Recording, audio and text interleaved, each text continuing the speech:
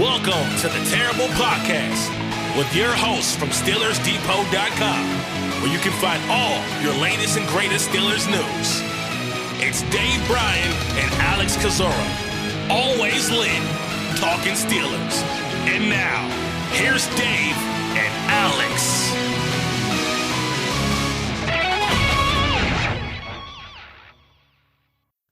Welcome to the Terrible Podcast, another special edition of the Terrible Podcast, Pittsburgh Steelers Training Camp 2023. I am Dave Bryan from SteelersDepot.com. It is August the 15th. It is Tuesday. It is approximately 7:40 Eastern Time. The Steelers had their 14th training camp practice earlier in the day. This is our 13th special edition of the Terrible Podcast. And, of course, with me on the other end is Alex Kozora, who, by the way, is, 10 years in now as of today, I believe, with Steelers Depot. Is that correct, Alex? Happy Tuesday to you and happy anniversary. Thank you, Dave, and same to you. I outlasted Jarvis Jones, who was the description of my the topic of my first ever article I did on August 15th of 2013, Jarvis Jones's debut and evaluating that performance. And so we've sped past him. Now I'm just trying to beat Kelvin Beachum. That's my whole goal, is to outlast Kelvin Beachum. I think we're tied right now. Yeah, I don't think you have at this pace. I think you'll be able to top him whenever he does finally call it quits. But man, seems like just yesterday. How old were you back then? You were 12 or something, weren't you? 13? I haven't grown an inch since then, but hopefully a little bit wiser. How old were you? I'm 30 now, so I guess I was 20. Oh, you were 20 years old. Okay. Man, time flies when you're having fun, and we're going to have some more fun talking about the practice earlier in the day. But before we do so, we got to give a shout out to our sponsor of these special edition podcasts, and that would be Len Testa and the fine folks at Touring Plans. We do want to thank Len Testa. They've been supporting us for, it feels like almost the entirety of that 10 years, probably not quite that long, but we really appreciate Len's support, always reaching out, and Touring Plans is a fantastic service. If you're planning a trip to Disney, you want to hit up touringplans.com. You can use their trip planner tool to show you the least crowded park to visit every day. That's always important. Customized touring plans for the best rides, honest restaurant reviews, how to save on Disney tickets. That's also very important. This time of year, the best hotel rooms to ask for, and so much more. So we thank Len Testa. We thank Touring Plans. Check out the website, touringplans.com, and you can find them on Twitter at Touring Plans.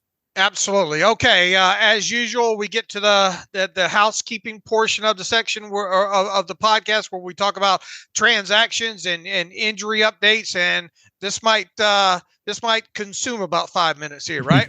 Yeah, we're going to run long on the housekeeping portion. So several players have been signed. We'll talk about it maybe a bit more tomorrow on the regular Wednesday show. But new cornerbacks, Lavert Hill and Neville Clark. Hill wearing 25, Clark wearing 33. A new running back is in. I think it's Xavier Valade, number 33. John Lovett has been waived. Also waived, injured, Duke Dawson. So foot in my mouth for saying the other day, I don't think Dawson was going to go straight to IR. He is, although I don't think the injury is necessarily Corey Trice level torn ACL. But either way, he's been waived injured. Isaiah Dunn has been waived as well. So that's the cornerback replacement. Not sure why. Lovett was just getting healthy and then he's waived. So I don't know what's going on there. But those are the signings in terms of 3 new people in, 3 people out. And do we know about Forrest Ryan, the linebacker being added? When did that happen? Did it happen? We talked about that on the show the other day, or did we? I think it should have been part of the Monday because I think that came before Monday. But yeah, Forrest Ryan in, Chappelle Russell was waived injured, and you said he's cleared IR, correct? Right, he cleared waivers. Cleared waivers and reverted to IR. And here's a little bit of clarity on Duke Dawson. He's a veteran, so he was immediately placed on IR. He was not actually. I know Steelers.com reported that he was waived injured, but the official NFL sheet shows him being just placed on IR directly because he is a vested veteran there. So just a little bit of clarity there.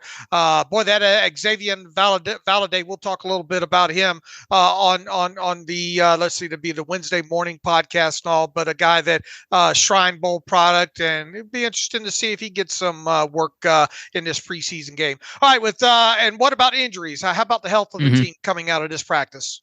Sure. Not practicing today was Nick Kwiatkowski with the shoulder, Trey Norwood with his right leg. He was doing some more jogging. He's getting closer to a return. I don't know if we'll see him by Thursday's final camp practice, but I'm confident he's going in the right direction. Nate Herbig with that shoulder injury did not practice. Larry Ogunjobi did not work, still has a boot on that right foot. Marcus Golden, unknown. Tomlin did not seem to be too concerned about Golden when asked, and Golden moved around fine. Practicing in full, returning was Keanu Neal, and so the safeties are getting much healthier overall. Keanu Benton practiced in limited fashion today. He was in full pads, went through the individual period, did not practice in team. I would call Joey Porter Jr. full, although he didn't take 100% of his normal reps in team, but he did work in team here and there, and so he's basically all the way back. I'm optimistic he'll play in Saturday's game against Buffalo, and I don't think I noticed any in-practice injury. Something may have occurred, of course, but overall seemed to be pretty clean during the day. All right, that should have everybody up to speed on the housekeeping portion of this special edition of the podcast. And man, it feels like we have a lot, it feels like there's a lot to unpack today, but we'll try to roll through it as best we can. But I wanted to start with the offensive line because it happened, Alex. It happened. And why don't you tell people what happened and, the rest about what happened with the offensive line group?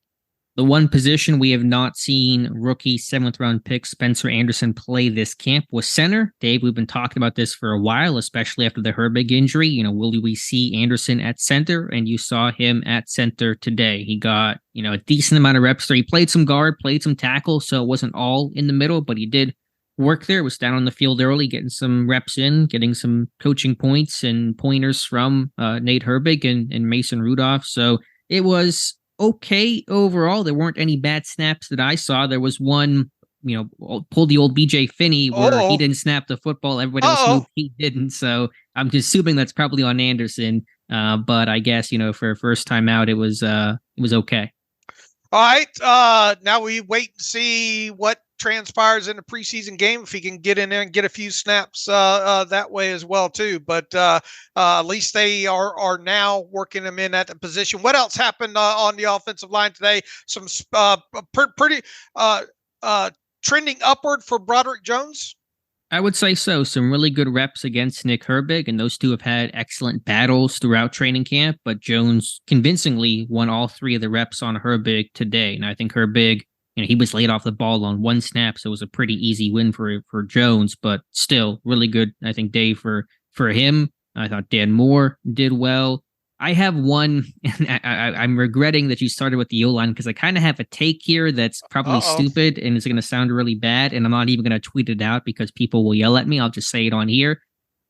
I think Kendrick Green is kind of getting it in terms of the offensive line. I know that sounds insane, but his punch the last 2 days in 1v1, Sunday practice and today's practice, I mean, it's looking strong. He seems more aggressive. He seems more comfortable. He still really struggles whenever he's asked to cover the edges and slide and mirror and defend kind of more speed, finesse moves. But man, Dave, you should have seen him against Latrobe today. There were a couple of really good reps. I mean, he won all 3 reps on Isaiah Latrobe and just really good punch and some of those more aggressive on-body sets that Pat Meyer teaches. So I don't know. I just have a weird feeling that Green's going to somehow look better in this Bills game. Well, it'd be interesting you still haven't seen him at guard, right? Or much of any?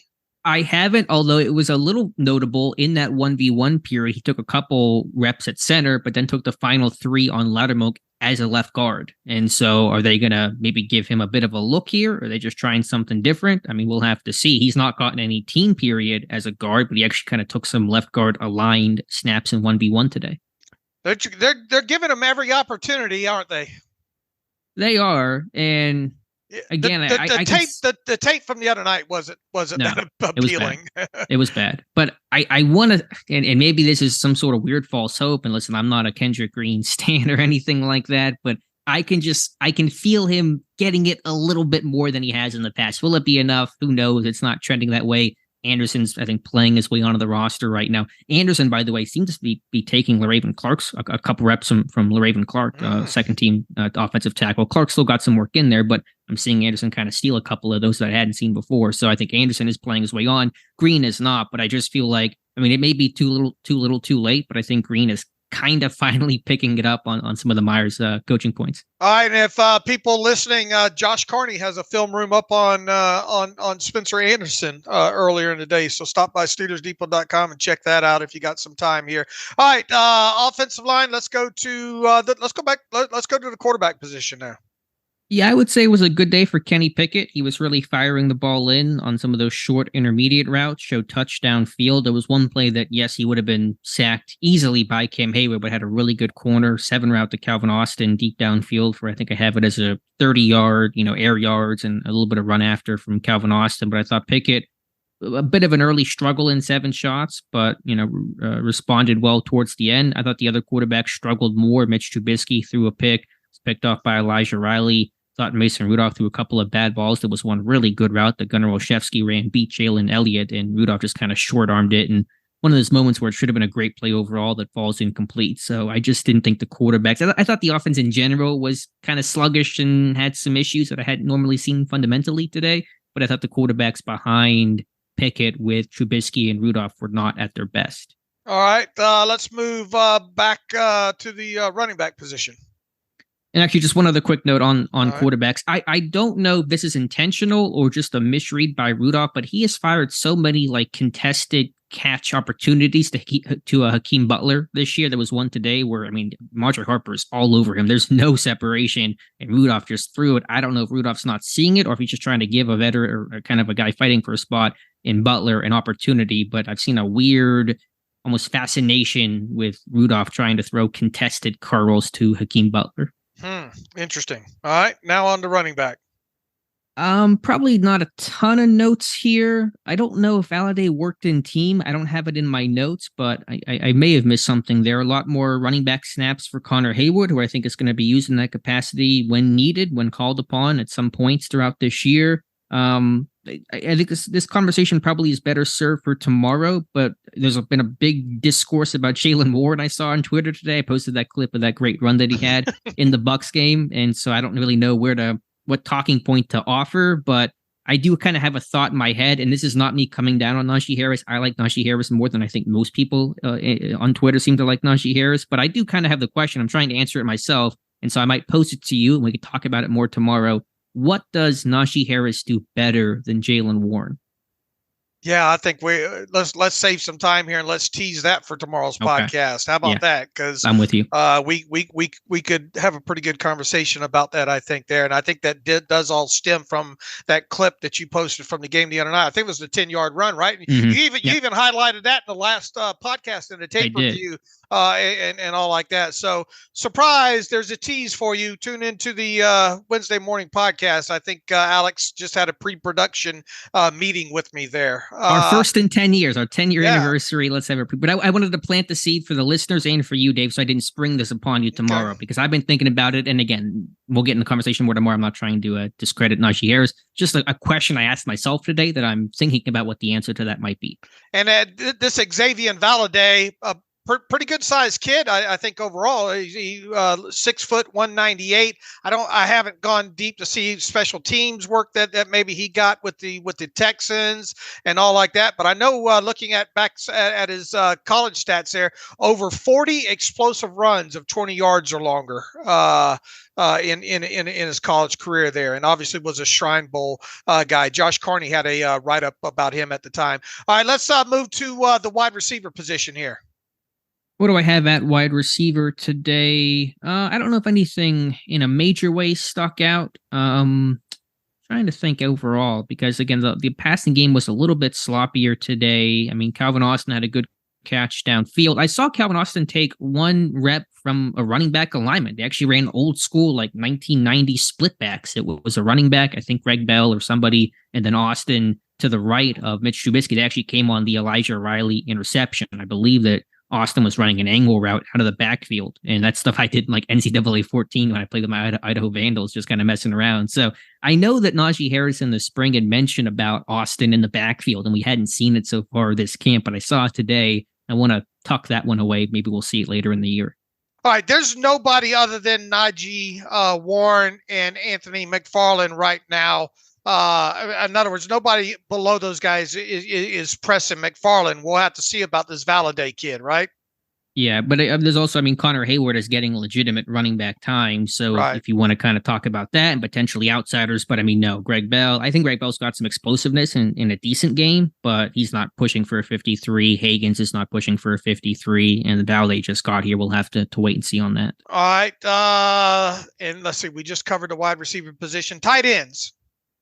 Yeah, still not a ton to know. Just kind of had Connor Hayward wearing all those hats again. I thought Darnell Washington, Zach Gentry had some good run blocks in the team run period. So, expecting those big guys to kind of push their weight around. Not really a ton of targets for the tight ends in the pass game today. All right. Did they do any drills with the tight ends and the blocking on any of the outside linebackers or anything today?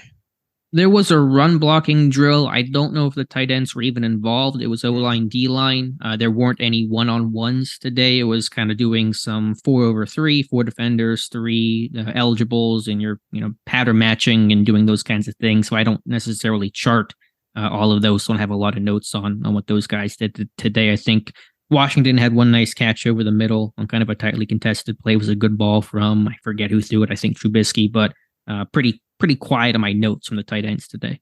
All right, defensive line, react to me. Armin Watts, good day for him. More opportunities with Ogunjobi being out, and he was getting a lot of first-team burn, and he had a couple of really good reps in 1v1 against James Daniels. I think it's partially because the D-line at this point knows how the O-line is coached and how these guys set, and so it's kind of easier to beat these guys. But still, I thought Watts had a couple of good wins and hand use against James Daniels today. So good chance for him. This D-line battle's been really good, really competitive. Again, I keep saying it. I'll keep on saying it. It's going to be some tough cuts come August 31st. How about Fehoko? How's he? Pretty good day for him? Yeah, I mean, again, got more burn, second team nose tackle with Benton not working in team. You see the bull rush. I thought he had a couple of good reps working on Ryan McCollum. McCollum won a couple, but you certainly see the power. I mean, Fehoko basically is who he is. I've talked a couple times about seeing a little bit of penetration ability from Fehoko. It's probably because sometimes he's facing Kendrick Green, who really struggles there. But I mean, Fehoko is your classic A-gap to A-gap, one tech, nose tackle, plugger. He does that job very well. All right, and let's see if there's anybody else in anything out of Leal today? Did you hit on him? I didn't talk about him today, but I don't know if I noticed a whole lot. I think he's still working on his hands as a pass rusher, but I have a video going up in the morning on Steelers Depot that I think has some really impressive reps in that Bucs game. Not even as a pass rusher, but more so against the run. There's some, very technical in terms of the shrug release and stack and shed and ripping through blocks. I was really impressed by how much of a technician Leal was in that Bucs game. All right, outside linebacker. You can't have a discussion about that group without obviously Marcus Golden. We think, and I'm careful with this. We think Mike Tomlin just gave him a vet day. He said something along the lines, we were taking care of him today. So I'm going to assume that was a vet day. We'll see if he goes on Wednesday or not, if there's more to that. But you can't have a discussion about the outside linebacker group without talking about Nick Herbig. And it sounded like he made a play or two against the run today. He did in run session. There was a counter run, and Frymouth was pulling across, and Herbig, discarded him basically immediately and made the tackle, I believe, on McFarland, took him down for a 5-yard loss. And so he's a guy that's not necessarily going through blockers in the run game. He's kind of going more around and relying on his speed, athleticism, quickness. And, we'll see how much that'll work to consistently do that and not necessarily, not that he's not holding the point of attack, but he certainly is trying to go around blockers to make those plays. Again, I thought Jones did well against him. Broderick Jones did in that 1v1 session, but it's good back and forth. These guys are making each other better. I got to talk about Quincy Roche, though. Talk about run session. I thought Roche was awesome today in run session. He had a tackle for loss, and he blew up a screen to Frymouth. If Roche didn't make the play and beat LaRaven Clark, that's probably a 25, 30-yard gain for Frymouth on the left sideline. They had a ton of blockers out in front, and Roche, beat the block and tackled. Pat Frymuth. And so I thought he was really active. There was an end around. They ran to Calvin Austin that Roche was not fooled by. So I have not mentioned him much. I think the outside backers behind the top four have been pretty quiet, but I thought Roche really stuck out today. Who would they're probably going to they'll keep at least one on the practice squad, maybe two. Who are those two right now in your mind? If you maybe choose two, I mean, there's only, I guess, three options up behind with Ndukwe, Roche, and Perales. Perales did have a nice tackle for loss today, but I would go Roche and Ndukwe if you maybe choose right now. Really? No Perales, huh? I know that was kind of my guy. I mean, again, special teams, we'll have to see who looks good there. And they could keep any of those combinations of guys. It really wouldn't shock me. I don't think there's been a ton of separation between all of them, but making me choose, I mean, coming off the good day that Roche had today, just plus he's a veteran who's played in the NFL some, so that helps a little bit. So I would say Roche and Ndukwe. All right. What about inside linebacker? I would just kind of note more generally the rotation. I thought there was a big time rotation at inside backer today, kind of all four guys mixing and matching: Holcomb, Roberts, Alexander, and Robinson. So, I don't know how serious Robinson is going to work into that rotation come week one, but I'll just kind of keep saying I think that Roberts and Holcomb and Alexander they'll all be on the field at certain points, come week one, come the regular season. So I think Pittsburgh's really giving those guys extra reps to move with different groups, more first-team reps for Quan Alexander, for example, just to give him chances to go against Pittsburgh's ones offensively. Have you learned anything about the new inside guy, Forrest Ryan? Nah, not really. He's kind of been working third team, taking the spot of Russell and kind of more Kwiatkowski with him being out with that shoulder injury.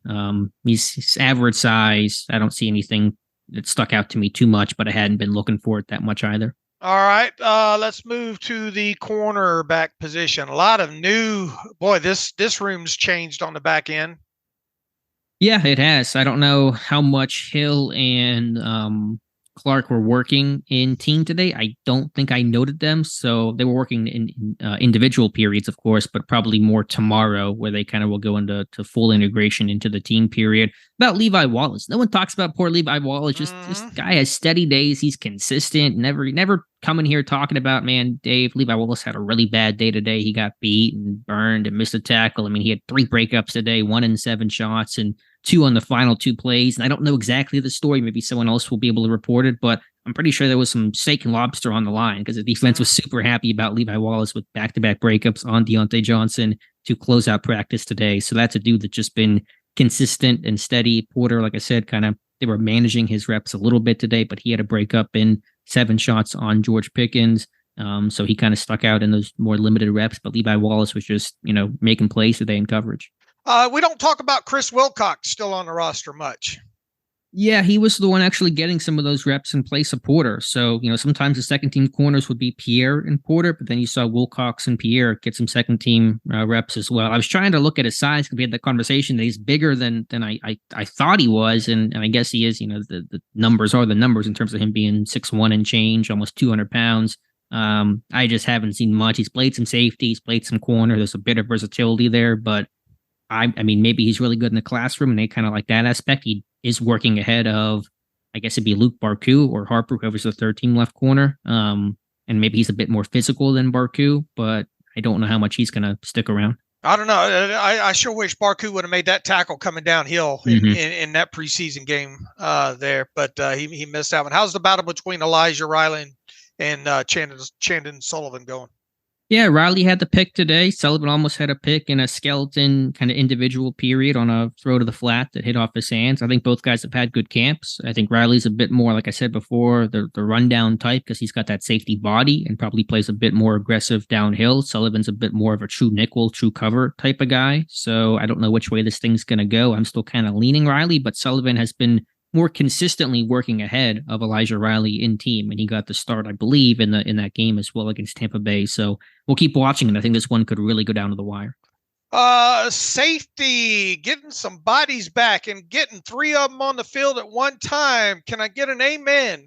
Amen to that. Yeah, the big nickel, I guess you can call it, with the 3 safety package with Neal and Fitzpatrick and Casey on the field all at once in that run period whenever Pittsburgh would bring out the 12 personnel. Interesting decision because Pittsburgh was removing a defensive lineman. So it was a 2-4-5 grouping with 3 safeties and 2 defensive linemen. Pittsburgh has done that before a little bit. I don't know if I love taking off a nose tackle when you're facing 12 personnel, but Pittsburgh's going to mess around with the idea, the luxury of having all three safeties finally healthy and practicing. Pittsburgh probably making up for some lost time. So it felt like Casey was getting more reps than Neal next to Minka when they weren't doing the three safety package, but there was some mixing and matching going on there. So probably not too much to read into right now. Neal looked like he's healed. Yeah, he had a tackle on Najee Harris, and so he was probably, excited to go tackle somebody, go hit somebody. Obviously, he's, they've been pretty cautious with him working his way back slowly, whether that's, him, taking a couple of days off and working individual only, and then going full today, but even a bit more limited with the reps with the rotation there. So yeah, they've been careful with Keanu Neal. Man, how about put those three guys in some bubble wrap at this point? Mm-hmm. Yeah. They can have. It feels like they can have some fun with those three. Mixing and matching them this year. Sure. I mean, there's versatility. There's hit power. Those guys are all, again, I think Minka's a super underrated tackler. I think he gets overshadowed by the coverage ability, but Casey and Neal just buzz down. They hit you. Neal has more size. So, yeah, I'm sure those guys are going to be used, pretty creatively this year. All right. I heard the alarm going off. We have a punter update. Woo, woo, woo. That's a terrible alarm sound. I don't know what kind of alarm that is, but that sounded like 12-year-old Alex alarm. That was a 2013 Alex. Well, I almost want to cut that, but we're not. We're going to embarrass me, and that's totally fair. But yeah, I thought Presley Harvin has been the better punter. Awkward. Yeah. Ladies, line up. No. But I think. By the way, I know we got a lot of listeners. Ladies, Alex is very much available, and if you'd like to DM me or send an email to thetterriblepodcast@gmail.com, I could probably make something happen here. Carry on. All right. Yeah, I'm sure the email machine will be full of responses. But yeah, I thought Presley Harvin, I thought, Braden Mann did okay, but I think, Harvin, what I've seen just overall, even in some of the coffin corner stuff, and just, I thought Harvin had a really good, period in that punting session today. I know it's on air and it's not really in game, but I think Harvin has been more inconsistent on previous days. He was really good today. There really wasn't one bad punt that he had. I thought Mann was struggling a bit more, although to be fair, I think, Christian Kuntz has been pretty clearly a better snapper than Rex Sunahara. I know Sunahara had one kind of awkward snap to Mann today that was kind of a bit too high, a little bit outside. Mann kind of had to reach up and adjust for it. That's not helpful to the punter's cause. So not that I'm trying to judge too much from punting on air in situations like this, but just the totality of it all. I know that, Harvin didn't punt in that first game. I'm sure he will against Buffalo, but I have, Harvin right now, I would say, pretty clearly ahead of Mann, and I would put Kuntz very comfortably ahead of Rex Sunahara right now. I know you might be a little bit away from it, but I just wanted to on the defensive side. How much of the communication can you hear from where you sit, especially on a defensive side of the ball, or can you hear any of it? I mean, yeah, you can. I don't know if anything in particular has stuck out to me. Any one voice. I mean, Cam Hayward's voice is always very loud, especially from the sidelines. But yeah, I think when you have those veterans in there, those guys know how to communicate, whether it's Holcomb or Peterson or Neal or Casey, whatever the case is. So I don't know if there's one, super loud, booming voice. I think on special teams, Miles Killebrew's voice is very distinctive, very loud, and kind of what you want for that position. Jalen Warren working second team up back today. So, want to note that there as well. So I don't know if any other voices have really stuck out, but yeah, I think the communication, they've had some miscommunication, which is to be expected just in the, long days of camp and just some of the new pieces, but I think everyone's been talking. All right. What else was I going to ask here? It just slipped my mind here. What I was going to wrap up with something else. Oh, well, I mean, take us through 7 shots real quick and maybe I'll think of it. Yeah, it was a fun 7 shots today. I'll go through it here when I pull up my notes. First one, Najee Harris, 2-yard run off right guard for an early score for the offense. Second one, it was Pickett looking for Freiermuth, Minka covering. Freiermuth put up a hand, pass a little bit out in front, incomplete. Next one, back shoulder attempt to Allen Robinson. Levi Wallace breaking that up.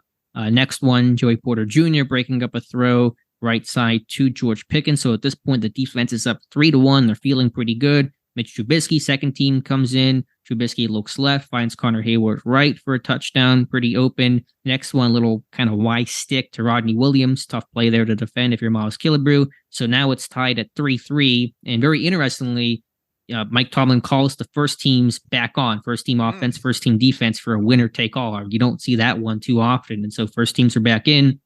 And Kenny Pickett finds Deontay Johnson, I believe, on a pivot route right side. The offense wins 4-3. So Tomlin trying to find ways to keep camp fresh on day 14, really try to ramp up the competition, raise the stakes, and that's why that's the benefit you get from a head coach who's been doing this for so long. He kind of has the time and the energy to think about ways to up the competition and break up a bit of the monotony of camp this time of year.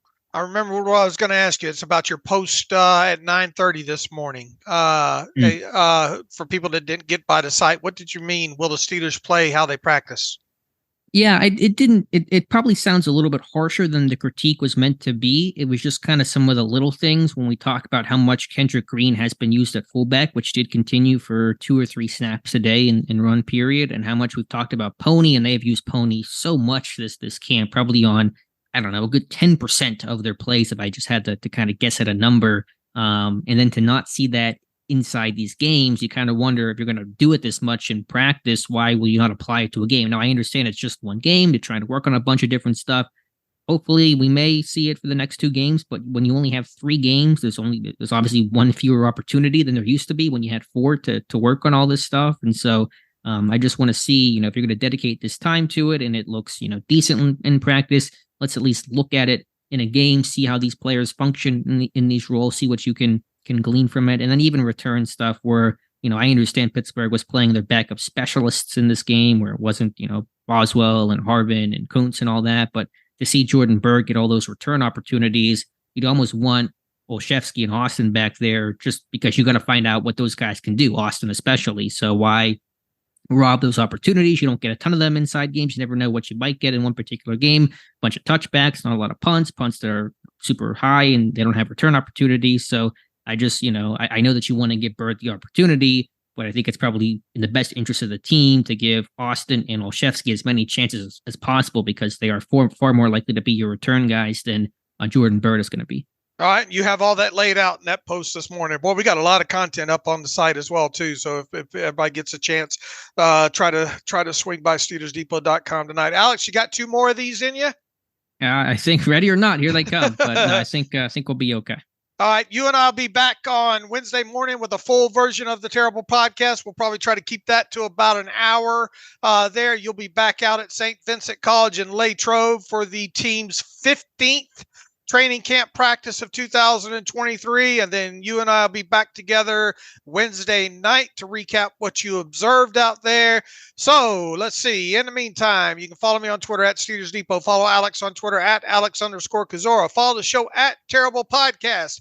Email the show, theterriblepodcast@gmail.com. If you like what we do and want to donate, SteelersDepot.com, hit the donate button, upper right navigational bar. And also, if you'd like an ad-free version of the site, that's available upper right corner of the navigational bar as well. So, as always, thanks for listening to the Terrible Podcast, another special edition of the Terrible Podcast, Pittsburgh Steelers Training Camp 2023 with Dave and Alex.